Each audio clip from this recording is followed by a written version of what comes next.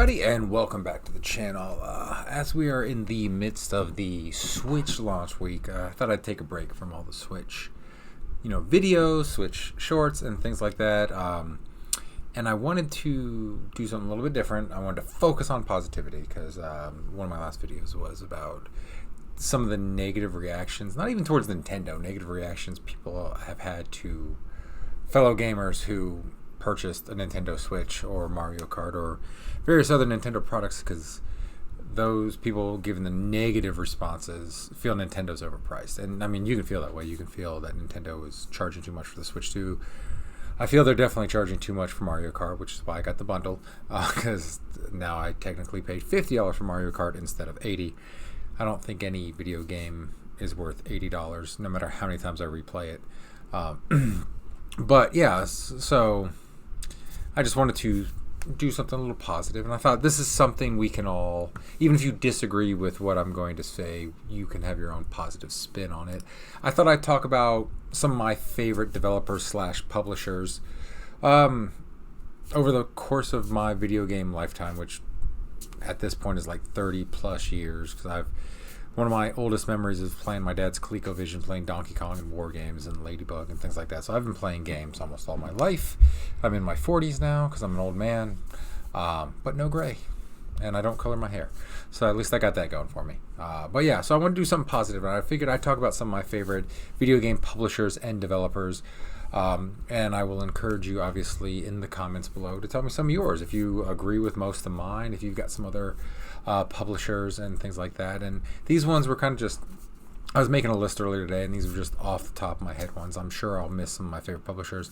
But I also, when saying my favorite publishers slash developers, because some of them are both, I wanted to do a list with game publishers and developers that have multiple games that I really, really love.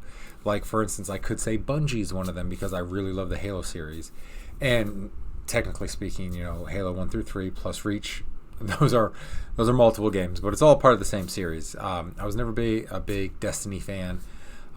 It's okay. I played it online with my friends, but I'm not a big live service guy. I like doing, single, like I do like doing multiplayer, like deathmatch things with friends.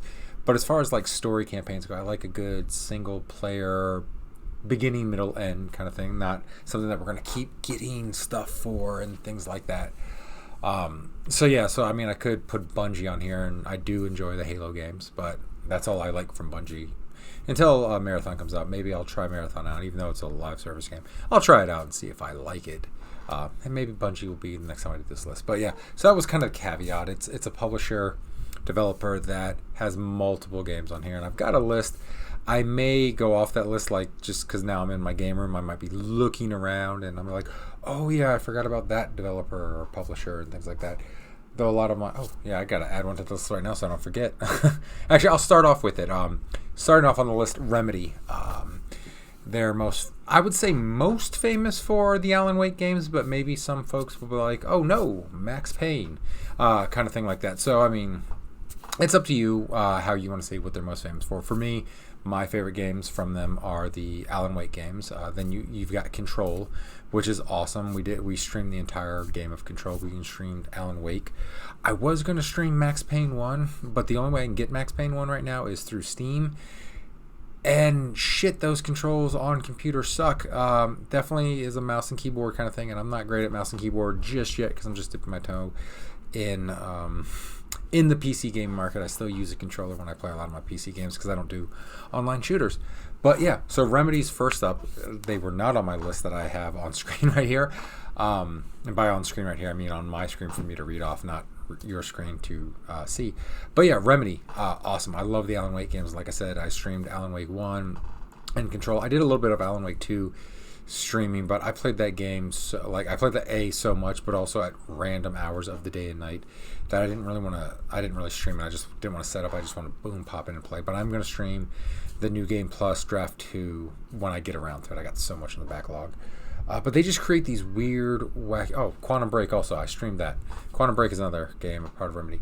They just have these weird, like, Twilight Zone, Stephen King inspired worlds that are just so much fun to, like, delve into. I've watched a couple of YouTube channels. I think it's one of them that I've watched several times. Several of their videos. I think Gaming University. Um, just delving into like the lore and everything in the Remedy verse and things like that. And I'm really excited for the Max Payne 1 and 2 remasters, remakes. I'm not sure. I think it's a remake that Remedy's doing, so I'm looking forward to that and playing that. And that's where I think I'm going to hold off on replaying Max Payne 1 and 2, is I'm going to wait for the remakes, even though I bought them on Steam recently to play them again because I don't have them anymore. But maybe I'll try Max Payne 2 and see if the controls are better on that. But on my Legion Go or with the controller, Max Payne 1 is pretty unplayable the way it's set up through Steam. But it is what it is, because I'm pretty sure when I bought off Steam, it didn't say it was Steam Deck compatible. So that's on me. But yeah, so Remedy just makes awesome games. Like I said, the worlds are so much fun to dive into. The games are fun to play. But it's the storytelling. Sam Lake does a great job weaving these weird tales that, if I probably looked at hard enough, would be full of plot holes because they're so weird. But I don't care. I still enjoy them. I still love getting lost in the narrative of the games, and the gameplay is solid. There's nothing revolutionary about the gameplay, but it's solid, so it keeps you going, keeps you progressing through the story, and it's so much fun. So Remedy, you're on this list. And I should say, for this list, as I'm going through, it's not a countdown or anything like that. I just listened as they popped into my head throughout the day, and I was just like, yeah, I'll talk about the games as they go about.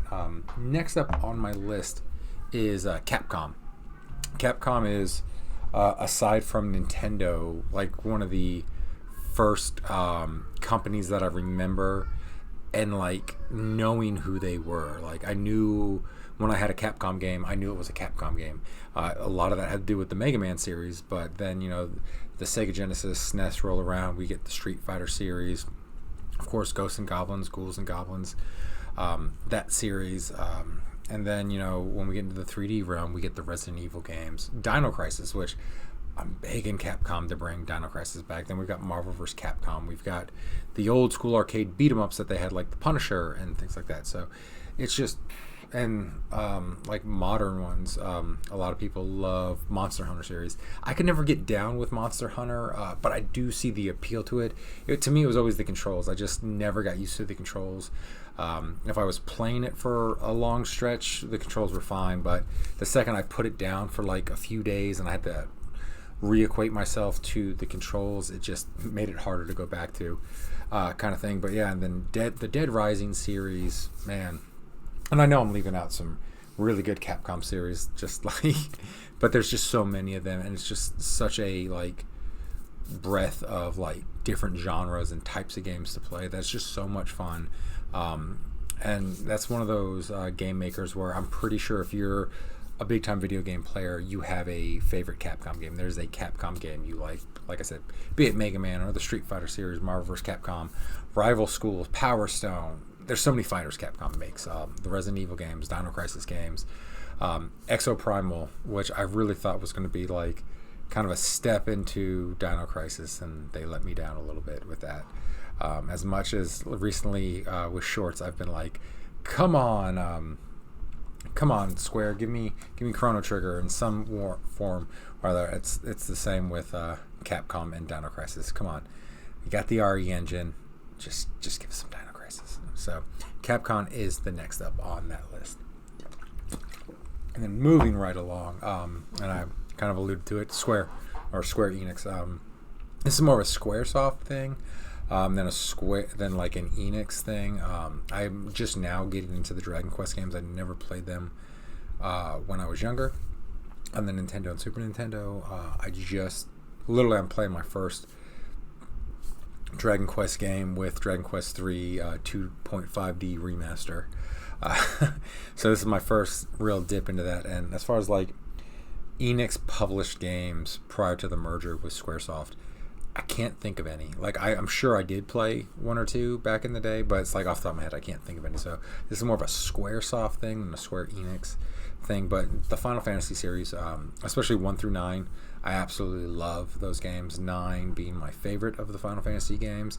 I know a lot of people love 7, and then some people say 6, some people say 4 and 5. Like my ranking kind of goes 9, and then 4 and 5 are kind of together only because I can never remember which one's which, because I literally played 4 and 5 back to back. I had them both on my DS when they were remastered and came out on the DS, and I literally played 4 right into 5. So the stories kind of all blend together, even though even though they're sequential sequels, they're not actual sequels. So I always confuse the two.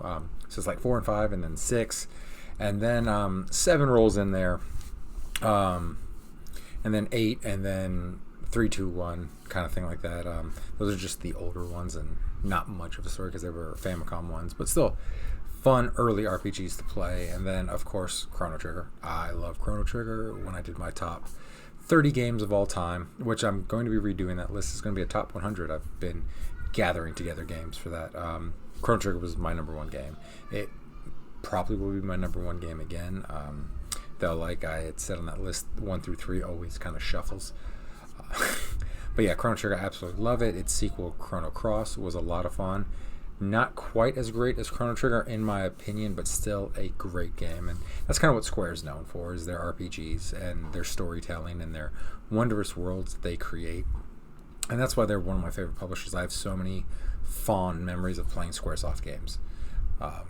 And then next up on my list, we're coming at Nintendo. And of course they'd be on this list. I thought about starting it off because I was talking about all the negativity surrounded by Nintendo because people are upset about the price of the Switch or Mario Kart World. But yeah, Nintendo, it's just, you don't, like, you can say like you're a fan of Nintendo without even having to say why, because people are like, oh, Mario? Yep. Donkey Kong? Yep. Star Fox? Yep. Legend of Zelda? Yep. F-Zero? Yep. Mario Kart series? Yep. There's just so many fun Nintendo games, and that's not to mention Animal Crossing. And then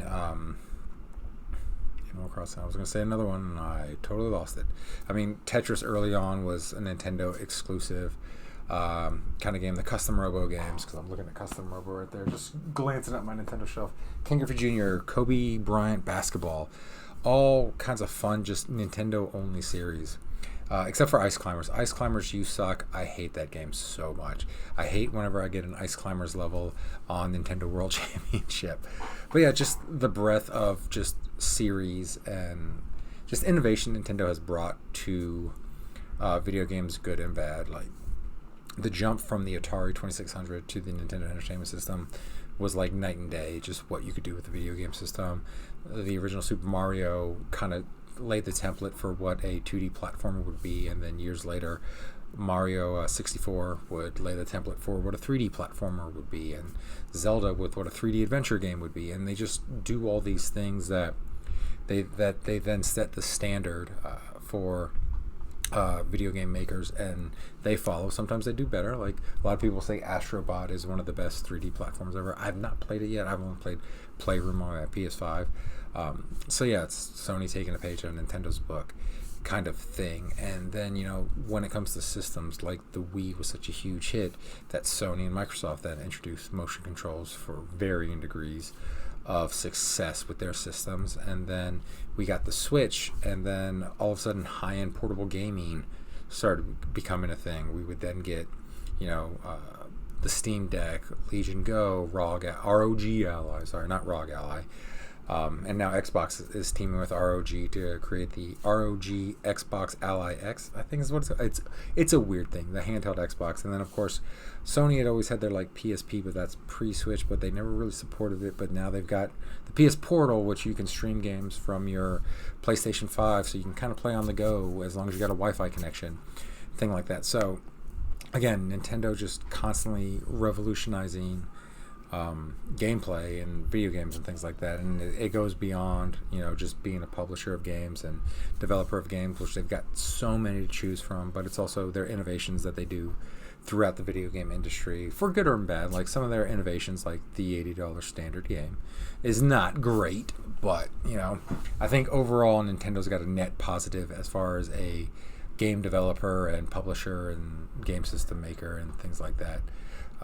Yeah, that's what I got to say about Nintendo. And then, of course, if I go from Nintendo, I got to go to their oldest rival in Sega. Again, Sega's made some great games, Jet Set Radio being one of them, the Sonic series, Alex the Kid. Altered Beast for those of us old timers, Crazy Taxi, and not even just like Sega with their home console things, but like their arcade games, Virtua Fighter, like Crazy Taxi, I already mentioned, 18 Wheel Trucker. They had some great Star Wars arcade games back in the day. And Sega is the one that really first pushed Nintendo. Nintendo was very happy about staying in the 8-bit era as long as they could, because they could have, when they made the Nintendo Entertainment System, they could have made it more advanced when they made it. They chose not to. Their whole Blue Ocean thing, do different things with current technology or older technology, and they made a lot of money off that. So they were probably gonna, I guarantee they would have stuck with 8-bit for a few more years had Sega not come along. And then Sega comes along with the Genesis after the Master System didn't do, Master System, because then Mega Drive, after the Master System didn't do great, and really forced Nintendo's hand, because Sega really started to cut into their profit margin, so they had to come out with a 16-bit system. And then, of course, when we got the Sony PlayStation, Nintendo leapfrogged 32-bit into 62-bit. Their downfall was using cartridges over CDs, but that's a different video for the time. So so Sega really pushed Nintendo, but like I said, it wasn't just their home console attributes. Their arcades as well were fantastic. Odds are, if you had a favorite arcade game from the 90s into 2000s, one of them was probably made by Sega, kind of thing. But I would be remiss if I didn't talk about the Dreamcast real quick. And talking about Sega, that really was ahead of its time for a system. Had they because it was better, like graphically, it was better than PS2. It just looked better. The colors were better. It wasn't as murky as a PS2. The polygons felt sharper. I'm sure someone could break it down and probably prove me wrong. Oh, the PS2 is a more powerful system. But overall, I like the Dreamcast better than I like the PS2. I've got way more games for PS2 than for a Dreamcast than I do for my PS2 collection. Not to mention just more favorites from that era that were on the Dreamcast that were like Dreamcast exclusives and not Sony exclusives kind of things. And so it's like the Dreamcast, had they put a DVD player on there, probably would have sold a lot more, and the PlayStation 2 wouldn't be the 160 million seller that it is, because a lot of those were sold based off being a DVD player. So if Sega would have done that, though they might not have been able to do it affordably, given that it was a year out before Sony. And I think with DVDs, you had to go to either Sony or Philips, like team up with them, because I think they were the only ones making DVD players at the time. Again, that's over 20 years ago, so I could be wrong on that. But had they included a DVD player instead of just the game machine, they probably would have fared better. It might not have been their last system, but what a last system it was. So Sega's on this list as just a fantastic game maker. And then coming up for a game maker / just dominant in the video game marketing era, Valve. I'd be remiss if I didn't put Valve on this list. I mean, not just for like Steam as an OS that really kind of set the standard for PC gaming, but games like Counter-Strike, Half-Life. I mean, everyone's still waiting on Half-Life 3, and then Portal. For me, actually, my favorite Valve game is Portal, and Left 4 Dead. Do not want to forget Left 4 Dead. Almost forgot Left 4 Dead. I'd say my favorite Valve game would be Portal. Just so much fun, and I'm sure some people will say, oh no, it's definitely got to be Half-Life, but I'm sure a lot of people will agree with me, because Portal's just a fun puzzle solving wacky game that you can kind of just do a level or two. It's just one of those games you can drop in, play a level or two when you got like 10-15 minutes, and drop out and come back and play later, kind of thing like that. Or something like Half-Life, or Left 4 Dead, you get sucked into the game and you're like, oh, I'm just going to play for like 30 minutes, and the next thing you know, 5 hours of your life is gone. Kind of thing like that, which Portal can do to you, because especially if you get like stuck on a puzzle and you're like, I know how to do this, and you just can't quite get it, and then you just keep going to get that puzzle completed, kind of thing. But Valve, they kind of like changed the game when it came to PC gaming, especially with like Half-Life and Portal and Counter-Strike and things like that. And then of course they changed when they started Steam as an online store and everything like that. They really changed the game and how PC games were purchased, and we're still seeing the effects of that years later with online stores and sadly launchers. Like quite literally, I downloaded GTA 5 through Xbox for my Legion Go because it's on Game Pass. And when I tried to launch it from Xbox, it's like, nope, you need the Rockstar launcher. So I downloaded that, and just did all this crap and could never get the game to load. I looked through Reddit, found all kinds of different things to try to get it to load, and it just never did. So I was like, you know what? I've got it downloaded to my Xbox. I'm just gonna play it on my Xbox. I don't need to. So that's the one downside to Steam and Valve is now everyone wants their, much like in the streaming universe, Netflix started it. Now everyone wants their own streaming service, and everyone wants their own launcher. And God, is that a pain in the ass to have? I remember getting into PC gaming before I was into PC gaming, and just hearing all the PC gamers bitch about, oh well, I had Steam, now I got to do Rockstar, now I got to do Epic, now. And I was like, it's just an extra click on your computer. What are you complaining about? And now having to experience myself with my Legion Go, I understand your plight, PC gamers. I'm sorry that I ever like just brushed off your complaints about different launchers. It's a pain in the ass. And especially when it doesn't want to launch right. You're just like, God damn it. And that's one of those things that I've always preferred consoles over PC is you put the game in or you download the game, it plays. Unlike PC, sometimes you got to change drivers. Sometimes you got to do all this nonsense to get the game to run. So that's a pain in the butt. But yeah, so Steam did a great job with, or not Steam, Valve did a great job with their games. Has done a great job with Steam, though it did set a trend on different launchers, which I think everyone loathes now. Especially when games are exclusive to a launcher. It's like, God, it's like you can, like, going back to Remedy with Alan Wake 2, you can only get it from the Epic Store if you want to play it on PC, which I'm sure hurt a lot of its sales, kind of things like that. So, yeah. So there's Valve there. And then coming back to another old school one that started in the 80s, maybe even before. I don't know the complete history of the company, but Konami. Depending on what you're a fan of, Konami, you could be a fan of the Metal Gear series. You could be a fan of the Silent Hill series, Ape Escape. They've got just all kinds of games, including the arcade games, the X-Men game, the Simpsons game, the Ninja Turtles games, and for Ninja Turtles, not just the arcade, but home console releases like Turtles in Time, which I guess was an arcade port, but their original Ninja Turtles games that was more based off the comics than the cartoon that some people love, some people loathe. You can be like me, you have a love-hate relationship with it, that sometimes you play it and you kill it, and other times it's just like, God, this is a pain in my ass kind of game. But yeah, my love affair for Konami started with those arcade ports, or those arcade games. The Turtle, playing like at Chuck E. Cheese, playing the Ninja Turtles, playing X-Men.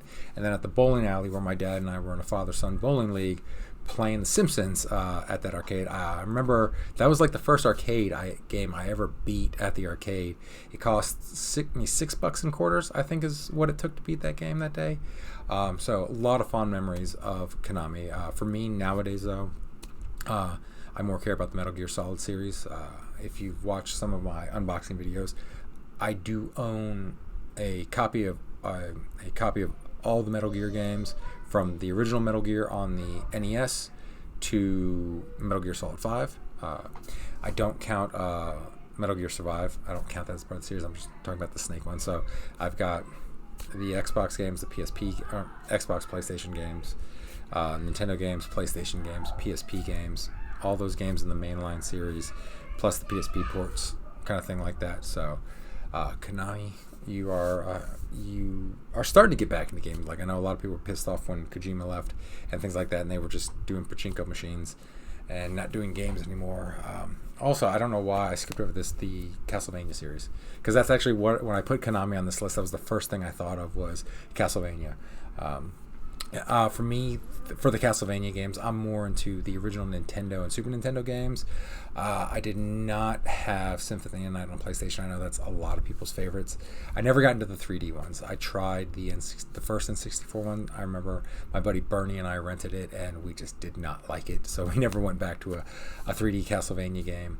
But yeah, like Castlevania along with Metroid, which I didn't mention with Nintendo for some reason. That was see, again, when you shoot from the hip and you don't have a script, sometimes you forget things. But yeah, Metrovania games, you explore and you gotta go back and retrack and go through places. So like Castlevania along with Metroid set the standard for those kind of 2D exploration action games, things like that. So Konami, we're glad to see you back in gaming. I can't wait for Metal Gear Solid Delta. Silent Hill F looks spooky as all hell. I still need to get Silent Hill 2. I haven't picked the remake of Silent Hill 2. I still haven't picked that up yet. I do need to play that, but I've got so much on my backlog right now. It's like, unless it's like a Game Pass game, I'm not doing any new games until I complete some of the games I've already bought, kind of thing like that. So welcome back, Konami. Hopefully Metal Gear Solid Delta doesn't suck and we all love it, and then maybe you and Kojima can come back together and we can have another Metal Gear game, or at least the Kojima Productions, Konami, I don't know, some sort of game. But there you go. And then we got 2 left on my list. I haven't thought of any more. Just kind of like looking around my game series, just kind of seeing, but I don't see any right now off the top of my head. But I got to mention this one just for the Sony fanboys out there. Sony, I do kind of miss your PlayStation days of just throwing shit at the wall and see what sticks in kind of wacky games. But Sony and the PS4, well, the end of the PS3, into the PS5 has really done a great job with the single-player story-based games. It started with The Last of Us, even though I've said many times on this channel I'm not a fan of that game series. It's just too much of a downer story for me, kind of thing like that. And I think the gameplay is just gameplay. There's nothing, to me, revolutionary about that gameplay. So it's really story-driven, and maybe not with The Last of Us. Maybe we can say Uncharted with the Nathan Drake series in the PS3 era. I mean, it's still not Insomniac. No. Yeah, it's Insomniac. No, Insomniac did the Spider-Man games. No, well, I'm not worried about that right now. I'm doing Sony games as a whole. If you're a Sony first-party studio, you're getting lumped into this. Is more of a publisher than developer thing. But yeah, I guess it's kind of started with Nathan Drake and the Uncharted series, and then The Last of Us really kicked it off for them, making like Sony as a publishing company more single-player story-driven games. And then, we had the revamp of the God of War series. We had the Spider-Man series. The Forbidden West. I can't think of what that game series is called off the top of my head.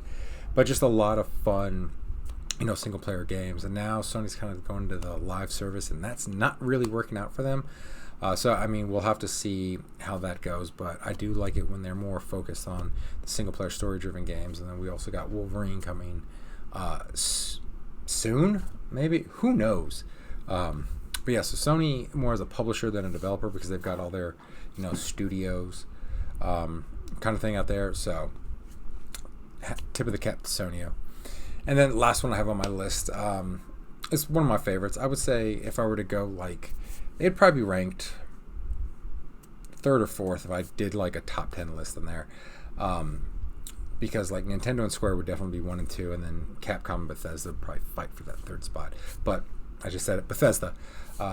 Really enjoy Bethesda games, not just their developed games like Skyrim, Starfield, Fallout, but also their published games like the Doom series, for instance. Just a lot of fun games coming out of that studio, especially since like Skyrim came out. It seems like Skyrim, because, well, maybe Fallout 3, you can give or take there, but kind of since Skyrim came out, because that was such a runaway hit for them, they've just been churning out like either developing or publishing games that have just been fun to play with worlds you get lost in. I would have said like The Elder Scrolls might have been, or Fallout might have been my favorite. Bethesda, they're definitely Bethesda developed games, published games, but man, since 2016 with Doom and what's the second Doom called? Holy crap. Doom Eternal, and then Doom the Dark Ages. The Doom series from id, it's been firing on all cylinders. And what I kind of like about the Doom series is that each game is a little bit different from each other. It's not like you can jump in the same, because I never finished Doom 2016. I don't know why. I was like 3/4 of the way through it. I just never finished it. I don't know. But then when I got Doom Eternal years later, I plowed through that game. I think I got Doom Eternal. It was during COVID. I got Doom Eternal, Final Fantasy VII, and Death Stranding with a buy 2 get 1 free from Target. So I got those 3 games, and because it was COVID, I just played a ton of them. And yeah, Doom Eternal I blew through. I love that game, even though it would give me anxiety with some of those arena battles you had to do. And then Doom the Dark Ages I just finished up. It was a ton of fun. I love the shield and your melee weapons that you get with that. Like I said, all 3 Doom games are kind of different in a sense. And then I love Fallout 4. That's my favorite game in the Fallout series. I know a lot of people dislike it. I'm not really sure why. Maybe the story's a little bit off, but I mean, I just enjoyed playing it. I enjoyed getting lost in that world. The story was kind of secondary for me. I really did a ton of exploring in Fallout 4, as opposed to Fallout 3, where I kind of just played through the story. And same with Skyrim, I did a lot of just playing through the story, but I got lost in the universe of Fallout 4, and I can't tell you exactly why I did it with that and not not the other Bethesda games. Starfield, I liked it at first, but then it just felt too repetitive. It did not feel as good as Fallout. Maybe the lack of the VAT system. Maybe the VAT system makes up for kind of the shoddy gunplay in Bethesda developed games. But yeah, overall, I love Bethesda Studios, not just as a developer, but as a publisher. They publish a lot of great games. And yeah, so there you have it. That is, my top gaming studios. I'm sure I left a couple out. Please let me know what your favorites are. I'm sure I hit some of them on my list, but I'm sure you have your own too. Let me know in the comments below. If you like what you saw here, don't forget to like and subscribe. It definitely do me a great deal. We're, I think, 7 subscribers away from 500. That's our goal right now. We're trying to hit 500, and then we'll extend those goals. So yeah, 500 would be a big milestone for this channel because we're just barely over a year old. So if you want to do that, that'd be a great help. But as always, have a great rest of your day. I'll see you in the next video.